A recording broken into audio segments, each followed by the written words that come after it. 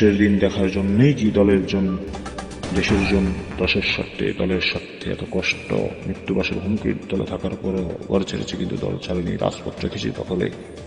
হ্যাঁ, এটা আমার কথা নয়, লক্ষ্মীপুর জেলার কৃতি সন্তান কমলনগর উপজেলা 3 নং চল্লরস ইউনিয়ন চেয়ারম্যান নজরুল ইসলাম মুন্না ভাইয়ের কথা।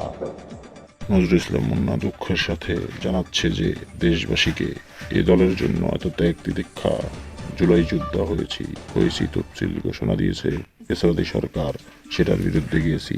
কমলনগর রামগতিতে কেউ মিছিল করতে পারে নাই, মিটিং করতে পারে নাই, কিন্তু আমি মশাল মিছিল করে ননাজার থাকা সত্ত্বেও আমার রিমান্ড চাওয়া হয়েছে।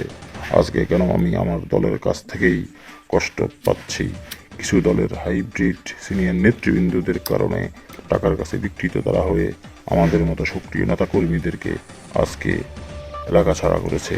আওয়ামী লীগ দিয়ে ধানের ভোট খোঁজাচ্ছে এবং তারা তাদের কর্মকাণ্ড চালিয়ে যাচ্ছে।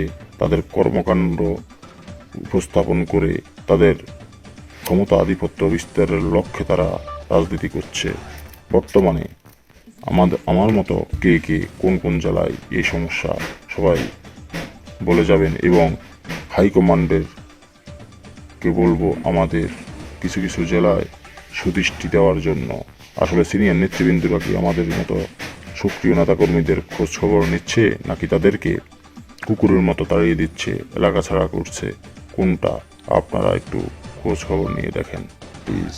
এটাই আমি বাংলাদেশ জাতীয়তাবাদী দল বিএনপি আমার প্রাণের সংগঠনের একজন সক্রিয় কর্মী হিসেবে আমার সিনিয়র নেতৃবৃন্দ হাইকমান্ডদেরকে আমার বিপুল আবেদন ও বিপুল আবদার রইল তাদের প্রতি। প্লিজ আপনারা আপনাদের দলের কিছু সিনিয়র নেতৃবৃন্দর বিষয়ে খোঁজ খবর নিয়ে দেখেন।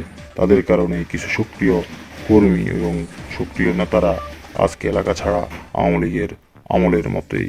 তাহলে আওয়ামী লীগ আর বিএনপির মধ্যে তফাৎ রইল কোথায়? নীতি আর নৈতিকতা রইল কোথায়? আমরা কি সামনের প্রজন্ম কি দল থেকে এগুলোই শিখবে? রাজনীতি কি এতই নোংরা?